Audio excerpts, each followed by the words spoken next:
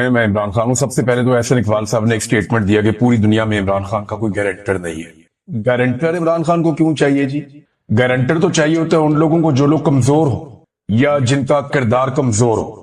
یعنی وہ تو گارنٹر تو پالتو لوگوں کا ہوتا کہ جناب یہ ہمارا آدمی ہے، بے فکر ہو جائے، کچھ نہیں کہنا تھا، یا اس کی ہم گارنٹی دے دیتے ہیں، آپ کو کوئی پرابلم نہیں ہوگا، بتا دیتے ہیں.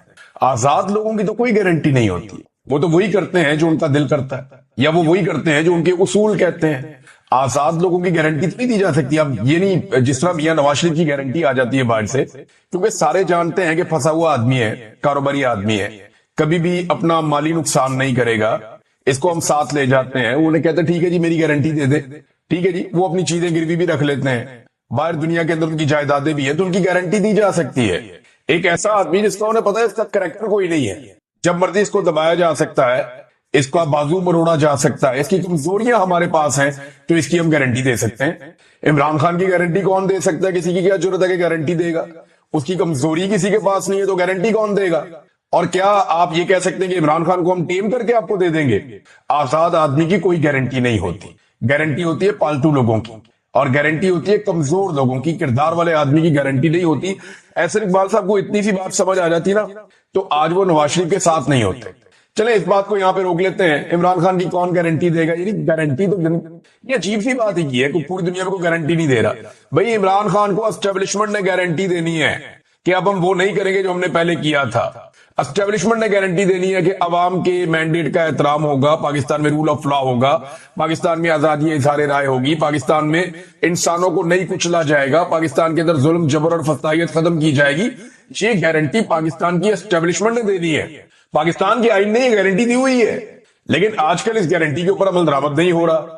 تو یہ بہت عجیب بات کی انہوں نے. بہرحال چلے آگے بڑھتے ہیں. عمران خان صاحب کا ایک سٹیٹمنٹ آیا اور ایک field marshal general Asim Munir کا ایک سٹیٹمنٹ آیا. پہلے عمران خان کا سٹیٹمنٹ، اسی آرڈر سے چلنا چاہیے، وہ لیڈر ہے، ان کا سٹیٹمنٹ پہلے آپ کو سنا دیتے ہیں. تو عمران خان صاحب کا جو سٹیٹمنٹ ہے وہ سٹیٹمنٹ بتاؤں گا اور پھر کچھ چیزیں آپ کو اس کے ساتھ میں ریلیٹ کروں. یہ دونوں بیانات جو ہے نا وہ ساتھ رکھ کے دیکھنا بڑا ضروری ہے. اس سے آپ کو موجودہ حالات کا پورا اندازہ ہو جائے گا کون کدھر کھڑا.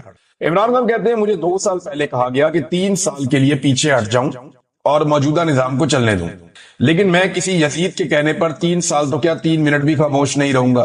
مجھ پر 26ویں ترمیم کو قبول کرنے کا بھی زور ڈالا جا رہا ہے، لیکن میری جدوجہد ہی قانون کی حکمرانی کی ہے اور 26ویں آئینی ترمیم عین اس کے خلاف ہے. مگر معافی وہ لوگ مانگیں جنہوں نے عورتوں کی عزتیں پامال کی، لوگوں کے گھروں کا تقدس برباد کیا، ہزاروں سیاسی ورکروں کو جیلوں اور حکومت خانوں میں ڈالا اور بے گناہ لوگوں کو شہید کیا. تو یہ بے بنیاد مقدمات فوری طور پہ ختم ہو جائیں گے. لیکن المیہ یہ ہے کہ یہاں انصاف ہونا تو دور کی بات ہے، انصاف ہوتا نظر بھی نہیں آ رہا. ظلم سے قومیں کبھی ختم نہیں ہوتی بلکہ نئے سرے سے بنتی ہے. نبی اکرم صلی اللہ علیہ وآلہ وسلم نے 13 سال مشکل ترین وقت کاٹا، لیکن آپ صلی اللہ علیہ وآلہ وسلم ڈٹے رہے اور بالآخر سرخرو ہوئے. لہذا ہم سب کو آپ صلی اللہ علیہ وآلہ وسلم کے نقش قدم پر چلتے ہوئے بحیثیت قوم ڈٹ کر آخری دم تک مقابلہ کرنا ہوگا. جب انصاف کا ہر دروازہ بند کر دیا جائے پھر پرامن احتجاج کے سوا کوئی رستہ نہیں بچتا. تحریک انصاف سمیت پوری قوم کو پیغام دیتا ہوں کہ ملک گیر احتجاج کے لیے تیار رہیں. پاکستان میں قانون مکمل طور پر معطل ہے، یہاں عورتوں کی بھی عزت محفوظ نہیں ہے. میری اہلیہ بشرا بیگم صرف سہولت کاری کے الزام میں 14 ماہ سے قید تنہائی میں ہے، حالانکہ ان پر جرم ثابت بھی نہیں ہوا. Doctor Yasmin Rashid cancer survivor اور بزرگ خاتون ہے، مگر ان کو بھی بے شرمی سے جعلی مقدمات میں پابند سلاسل کیا گیا.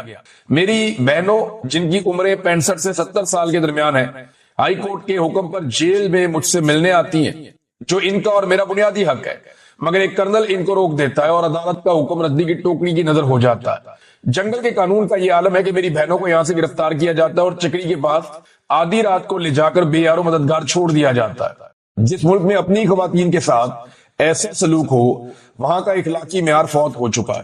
مریم نواز کے لندن میں 5 فلیٹس نکلے تھے، مگر ان کی ضمانت 2 ماہ میں ہی ہو گئی تھی کیونکہ شریف خاندان ڈیل پر راضی ہو گیا تھا. جو فرعونیت کے آگے جھک جاتا ہے اس کے سب کیس معاف ہو جاتے ہیں، مگر جو حق پر کھڑا ہو جاتا ہے وہ بے جرم بھی سزاوار ٹھہرتا ہے، اس کو سزا دی جاتی ہے چاہے اس کا گناہ کوئی بھی نہ ہو. ناظرین، عمران خان کی بہن نورین خانم نے کہا کہ عمران خان کے بقول وہ جانتے ہیں، یعنی عمران خان نے خود کہا کہ یہ مجھے کبھی نہیں چھوڑیں گے کیونکہ یہ مجھ سے ڈرتے ہیں. انہیں پتہ ہے عمران خان کی حکومت آ جائے گی یا یہ حکومت کو گرا دے گا واپس آ کے باہر. یہ بات سچ ہے.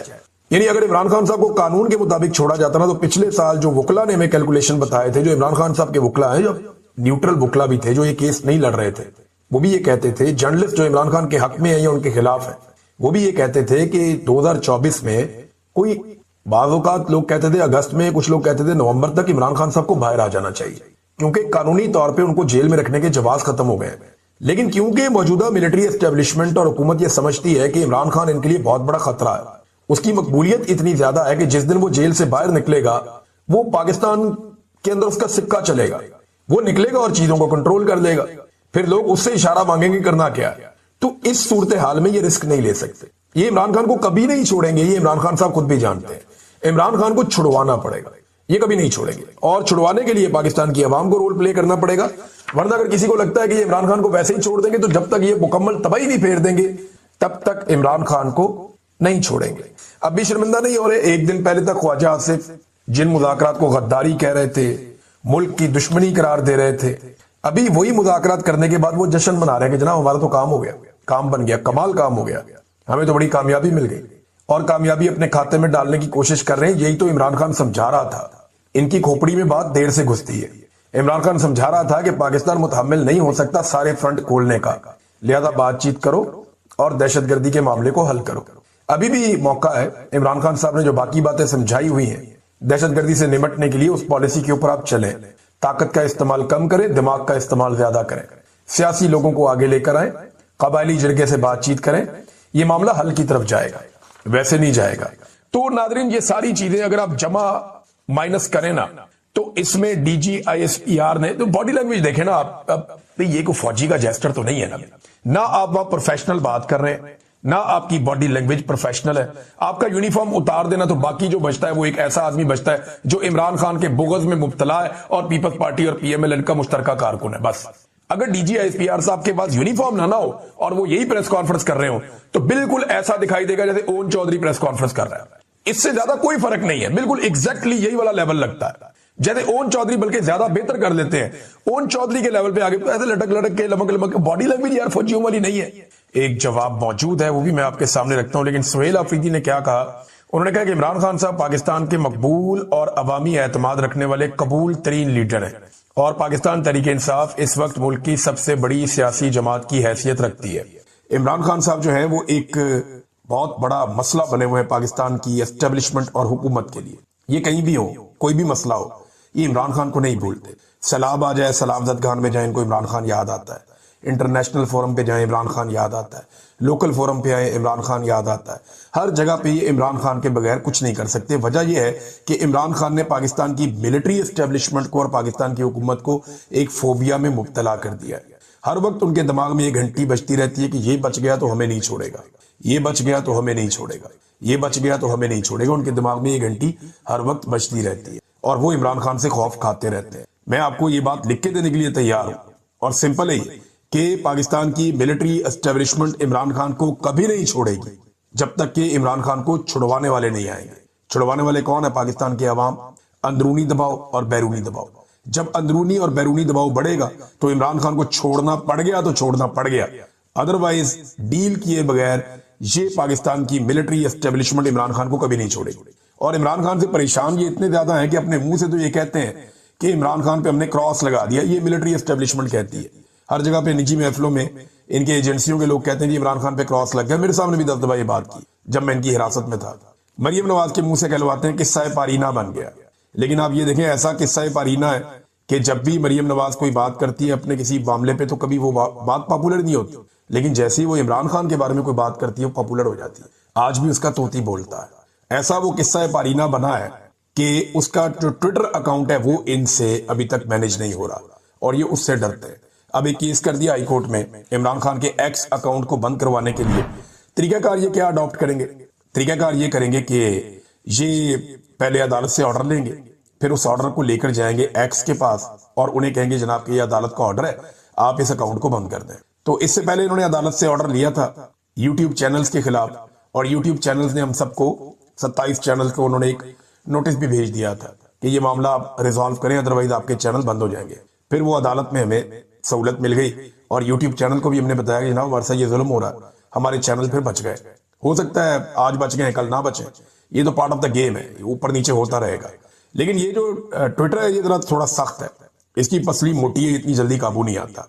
ट्विटर ने बहुत सारे सहाफियों को, जिनमें मैं भी शामिल हूँ, साबिर शाकिर भाई हैं, जुबैर अली खान साहब हैं, दीगर और बहुत सारे सहाफी हैं, उनको बाकायदा लिखा कि आपकी हुकूमत ने शिकायतें की हैं और वो आपके चैनल बंद करवाना चाहते हैं, लेकिन हम आज़ादी इज़हार राय के हक में और आपको बोलने की आज़ादी देंगे पॉलिसी के तहत।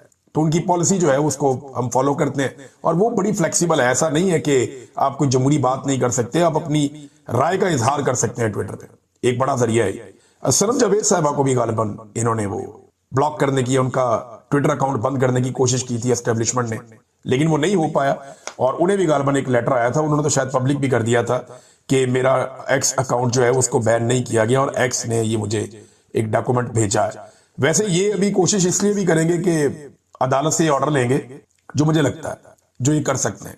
और जब ट्विटर इमरान खान साहब का अकाउंट बंद नहीं करेगा तो ये अदालत से दूसरा ऑर्डर लेंगे कि पाकिस्तान में ट्विटर ही बंद कर दो। तो अब अगर ये पाकिस्तान में एक्स को बंद कर दें, या ट्विटर पुराना उसका नाम है, अगर उसको अब ये पाकिस्तान में बंद कर दें तो कोई इनको मसला इसलिए भी नहीं होगा कि डोनाल्ड ट्रंप के इलॉन मस्क के साथ अब वो ताल्लुकात नहीं है जो माजी में थे।